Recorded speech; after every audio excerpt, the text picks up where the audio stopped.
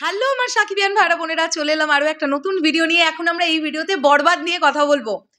বরবাদ বরবাদ বরবাদ বরবাদ বরবাদ, চারিদিকে শুধু একটাই নাম বরবাদ। ও মাই গড, কি হাইপ উঠেছে রে বাবা এই সিনেমাটা নিয়ে। চারিদিকে একটাই আলোচনা চলছে শুধু। ঈদে আর আমি কিছু নতুন কিছু আলোচনা শুনতে পাচ্ছি না। মানে বাংলাদেশে তো অনেকগুলো সিনেমা আসছে, আমি চাই কম বেশি সবকটাই ব্যবসা করুক ডেফিনেটলি, কিন্তু আমি এটা চাই যে বরবাদ সবচাইতে বেশি ব্যবসা করুক ডেফিনেটলি। আমি সাকিবিয়ান, আমি অবশ্যই এটা চাইবো। সো যেটা জানতে পারা যাচ্ছে, এটা আমি জানতে পারলাম একটি পার্টিকুলার পেজের তরফ থেকে। বরবাদ টিম তারা প্রথম কোন গানটা আপলোড করার পরিকল্পনা করছে এটা নিয়ে একটা তথ্য কিন্তু উঠে এসেছে। এখন তোমাদের সঙ্গে সেটাই শেয়ার করব।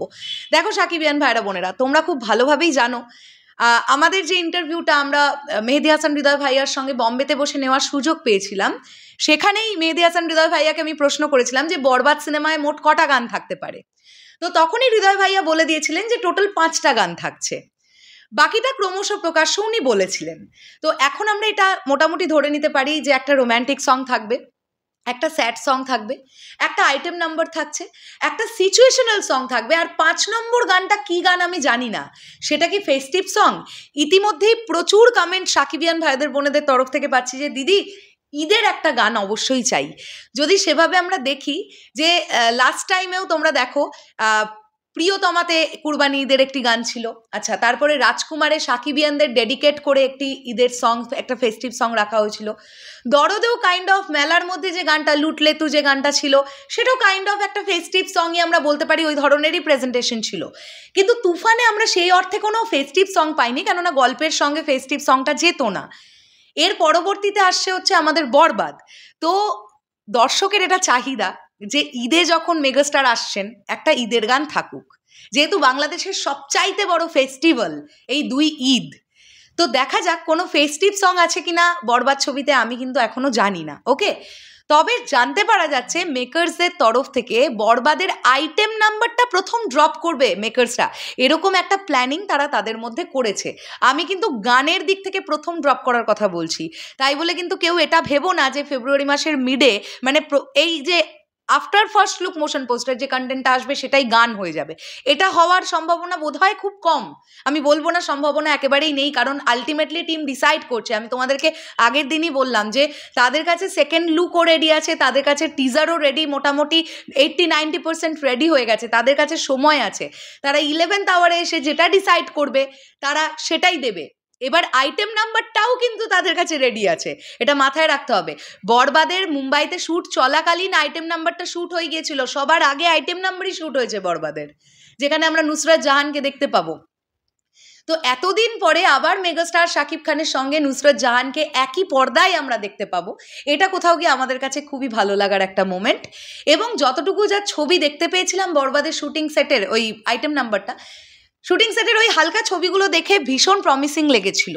কাজেই আইটেম নাম্বারটাও কিন্তু অলমোস্ট রেডি হয়ে আছে, এরকম একটা মানে চিন্তাভাবনা আমরা করতেই পারি। আমি জানি না সঠিকভাবে যে গানটা শিল্পীদের দিয়ে রেকর্ড করানো হয়ে গেছে কিনা, সেটা আমি জানি না। তবে যে কোনো একটা গান শ্যুটের সময় একটা ক্র্যাশ ফাইল সেটা কিন্তু শোনাতেই হয়। মানে কোনো একজন আর্টিস্ট যিনি গানটা গেয়ে দেন, সেই গানটা শুনে আগে আর্টিস্টরা পারফর্ম করে ফেলে, তারপরে পারফরমেন্সের পরে অরিজিনাল যে শিল্পীদের দিয়ে গাওয়ানো হবে তাদের দিয়ে রেকর্ড করানো হয় স্টুডিওতে, এটাই কিন্তু নিয়ম।